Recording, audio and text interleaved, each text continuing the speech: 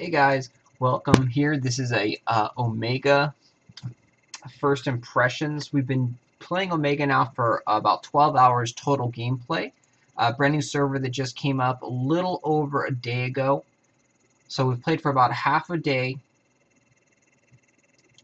giving you my initial thoughts.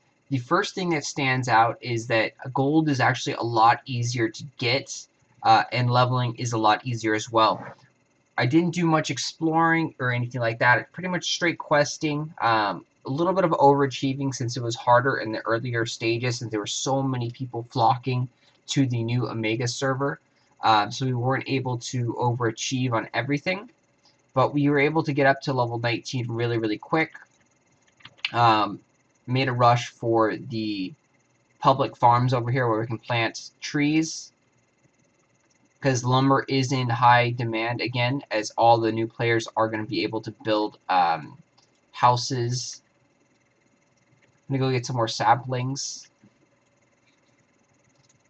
The big thing that people didn't expect was that the auction house is actually shared between servers, and this shouldn't come as too much of a surprise to a lot of players, because that's how it is in Korea.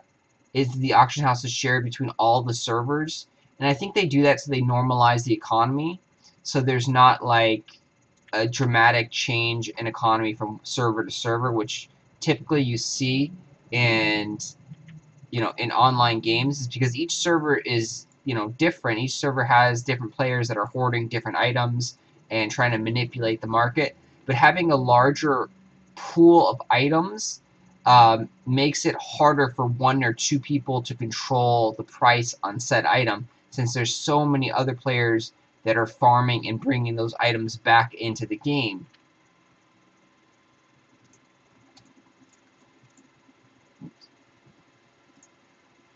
So that's probably why they did it.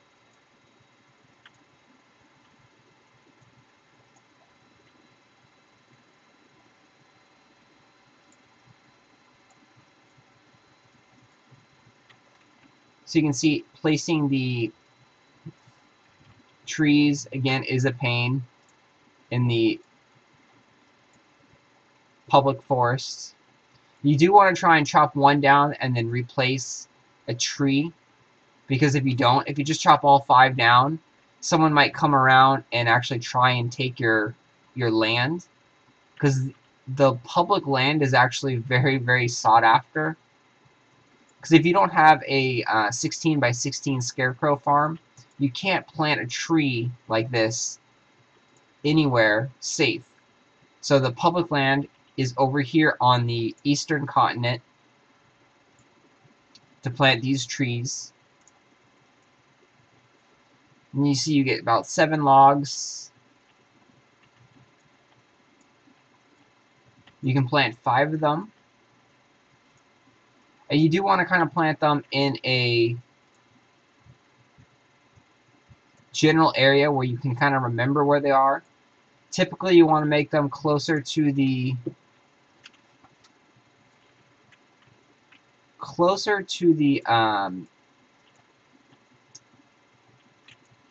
railing, so you can kind of find them easier, or you need to mark your map. So I have one more tree. I don't know where it is. It's over here.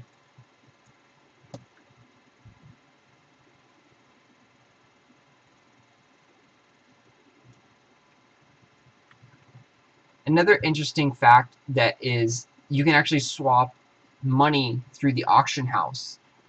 This actually didn't take very long for players to figure out. I was thinking about it the other day too, and you can put an item up for sale on the alpha server and then put it for an insanely high price, put a buy it now price, and then come over, or I should say you can put a item up for an insanely high price on the Omega server and then actually buy it on the alpha server with your character that has all the money from from alpha play, and so you can give your character money. So a lot of players have done that. They've been able to build houses already, since there's a good supply of lumber on the auction house. So that's the big change. They also changed, or not to say big change, but they also changed the loot drops. You don't see as many like common trash drops like weapons or armors or crystals. This is my bag. The bag, typically you had to expand it to, fill up with all your junk items that you're getting. But now we don't get that many junk items. I have not had to expand it or even attempt to. And you can see your bag isn't as cluttered. You do get a few items from the questing aspect. You don't get the leveling gear or free items from the game anymore. That was an alpha special. So there's no super overpowered weapons for free anymore. You actually have to earn your gear in Omega. So you're definitely not going to have those on the live server.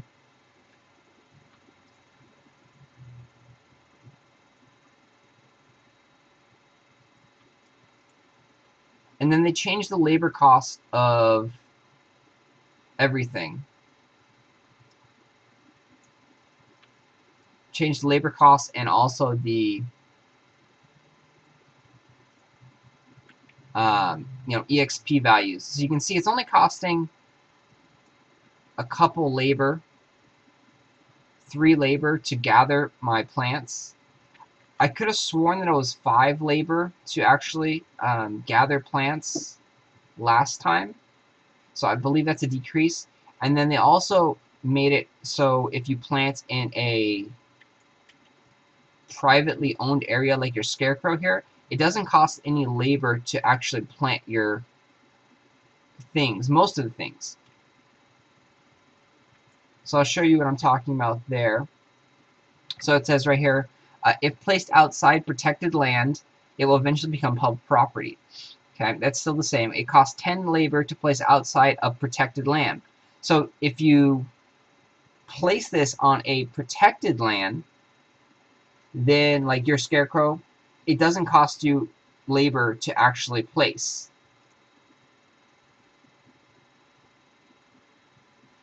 They also changed all the trade packs, so the trade packs are no longer the same as they were before in Alpha. If you haven't played Alpha, that won't really apply to you, but they've changed things up, made different trade packs, different quantities required. They've also changed up the tax system a lot. Currently, there's only the way to pay taxes through labor using these tax certificates. So you craft them from your scarecrow over here. You can craft them from anybody's scarecrow as well. So if you don't have a scarecrow, you can still craft it. You press G over here to use the machines or tool, and it brings up the tax certificate. It costs 200 labor to craft 5 tax certificates, and you use, a varying amount to pay your taxes. We'll see here. So the amount to pay is 5 labor certificates every week. So that means it costs 200 labor to pay your scarecrow taxes every week, which isn't too expensive. Of course, the more properties you own, the more taxes you are going to have to pay. They also did change the housing cost. As you can see, a lot of people are already building houses over here, which is pretty insane since this is about day 2 of the Omega server. Then the Gilda stars got changed as well. So now they are no longer available for intercontinental trading. You can get them still by currently you can't get them by trading overseas, but that will be implemented in the future. Currently, right now, the only way to get them is through daily quests and also the story campaign quest in the game. They give you quite a bit of the Gilda stars. So you can see we are level 19. I have 22 available here, and I've also used 15 already to buy my house design. So I have had 37 Gilda stars by the time I was level 19, which is a lot of Gilda stars. The farmhouse costs 50. The clipper costs 50. So things, prices have changed pretty dramatic. They have also normalized the ping-dependent skills. So Endless Arrow shoots like 4. The Shooting Stars also shoots a set amount, I believe 4. So those ping-dependent skills have got the change. They may tweak them a little bit more going forward, but that is a huge change. So, European players and continental players and island players, they actually will be happy about that. Then they did add a very good feature in here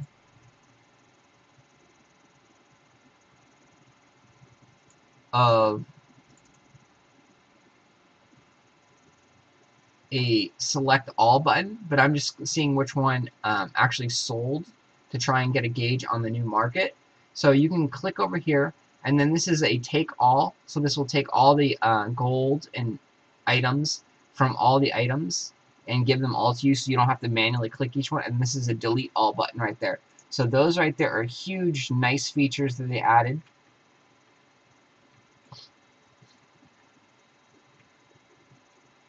Again, you can see the populations, the land is already getting gobbled up. I placed my house over here. So I'm going to be working on that. You get a lot less of the trash loot and things like that, like I said earlier, but you do get a lot more coin purses. So I transferred over 45 gold from my other account to this one, and then all the other gold has been generated just by this game. So I've already generated 40 to 50 gold roughly, because I have spent some, and that's mainly just through coin purses and questing. I haven't played any market. I haven't really mined anything. I did a very, very small amount of mining. I can show you the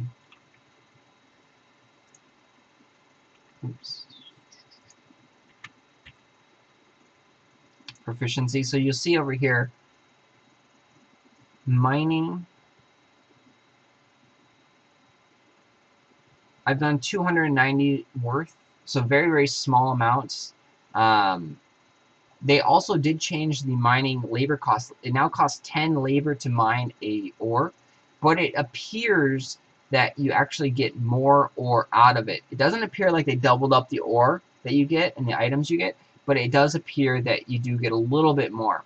So that is a really nice feature. It makes it so you don't have to actually grind horribly forever, and you still get a very good amount of ore, and also your mining proficiency will go up a lot faster, because every time you spend labor you get points in that system. So I've mined 29 times roughly, approximately, because the special ore, I forget what they're called right now, the Fontana ore, those actually double in labor cost. So roughly around 29 ore picks that I've worked on. So you can see we haven't really messed around with any of that. Mainly been questing and seeing the new features. Those are the big things that have changed, that have stood out. I know people have been saying that the NPC prices of items have changed dramatically. So things like cows and beehives, where players would just sell them to the NPC to make an insane amount of money, has been changed, and that no longer works. So you can't really get money that way. So those are the big features that have been changed and highlighted so far in the game with the 1.2 patch. Labor costs have changed dramatically. They're currently doing the loyalty tokens for anyone that has the Patreon. So every day you get 5 loyalty tokens, and that resets roughly around 11 Pacific Standard Time. And then they did give us our full 5,000 labor points in the beginning of the game. We're not sure if that's going to carry over to live or not, but they did start everyone off at 5,000 labor. And then the labor is also shared account-wide. So it is not server shared, it's account shared. So if you played on alpha and you used up all your labor, when you came over here you still had a very small amount of labor. And they are doubling the labor regen rate, so we're regenerating 20 labor every time we're logged in game. I would assume that it's doubled when we're offline as well, so we're generating 10 labor as we're offline, but I can't confirm that at this moment. So if anyone has any things to add, please leave them down in the comment section below. We'll get more feedback and more thoughts going forward after a few more days of playing through the Omega server. It's definitely a faster leveling experience, which is good. You get more experience from killing monsters. You get more experience for quests. You get less experience for actually uprooting. So they kind of made uprooting not efficient anymore. You hardly get any experience. You get crime points. So uprooting is really not going to be that big of a deal anymore, possibly. Your plants and crops will still get stolen out in the wild, but I don't think a lot of players will actually uproot them anymore. So that's a nice feature that they've added, so you don't get that much experience for actually farming. So farmers will have a harder time to level up. It looked like the miners got a little bit of an EXP boost. I don't know if that was just me, not paying that much attention, but it looks like it might be like a slight 10% or 20% EXP increase. We'll have to figure that out later. If you guys have any comments on that, let me know. And yeah, that's about it. The Gilda stars are extremely easy to get currently, but that's supposedly only going to be for your first character on the server. So you can't just kind of like endlessly buy Gilda stars. Well, I don't know if it actually will be server bound or if it'll be account bound. Because if it's server bound, you can actually just make new characters on different servers and then put the item on the auction house and sell it to yourself that way. So a lot of new things. They did add these biscuits and food items. They've been giving a lot of these out in the quests. And then, another huge thing that has been, noticeable is that the mana costs for skills have increased, it appears. And then, like, there's hardly any mana regeneration spells or skills anymore. So you burn through a lot of mana potions really, really quick. Or you're going to sit there and rest and play your flutes. And the flute, you don't get any really flutes anymore in the questing. You get some armor, but you don't really get flutes. You don't get any accessories. As you can see, we have like no accessories here. They are nice and they do give you a set, sort of. I have yet to find the cap, but they do give you 6 pieces of this armor set. I'm assuming they give you the 7th piece somewhere. I just haven't found the quest yet to do it. You do get bows as you go on. They're nowhere near as good as the crafting bow. The level 20 crafted bow has about 30 more DPS and a little bit higher stats. They also did add this right here to the weapons.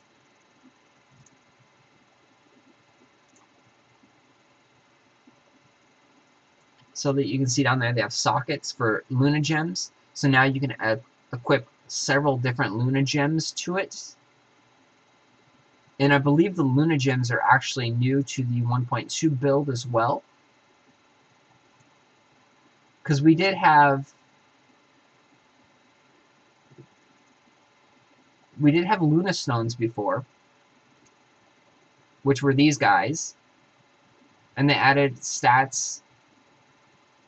But now we have Luna Gems, which are more customizations to your character, where you can add defense, ranged attack, magic attack, and these are all crafted.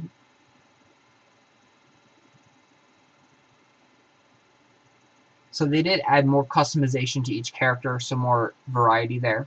They did tweak all the skills and abilities, and those have changed dramatically. So your build may not be effective anymore. They changed the HP values and the MP values. So a lot of stat changes. But those are the main features right now. It appears that the Archeage shards are a lot harder to get currently. I have really I've come across like 2 or 3 of the little dusts so far in game. These I actually purchased from the auction house. But yeah, the Archeage shards seem to be a lot rarer, so it seems like crafting things will be a lot harder to make. They also up the labor cost dramatically on crafting items. Whereas it used to cost like say 20 or 30 labor to craft a bow or a ring or whatever. Now it's costing like 100 to craft that ring or that bow. So the crafting costs went up a lot, which is good and bad. It helps you level your crafting skill, like your proficiency in that trait, a lot quicker because you're using more labor. But now, you can't make as many. So that's the bad side there. They did include a new item process where you can actually upgrade your weapons. So if you wanted to, you could take a chance and gamble and make this into a blue item, but then you have the chance of that item actually breaking. So those are some of the cool features that are highlighted currently. I will let you guys know more as we go further into Omega and the new 1.2 patch. All in all, it seems to be like a very, very good patch for the game. I know there's a lot of doom and gloom early on in the forums, but it seems to actually work really, really well. We'll see how it goes as we get further on in the game and see how the economy changes. I know that there's been hyperinflation on the lumber and also the stone since the new server, and then the turmeric, and then certain items for the trade packs. There's super inflation, but now the prices should normalize a little bit as crafters are making them. So that's my 1.2 initial thoughts. Hopefully you enjoyed that. If you have any questions, comments, please leave them down below. I'll try and get to those as soon as possible. Thanks for watching.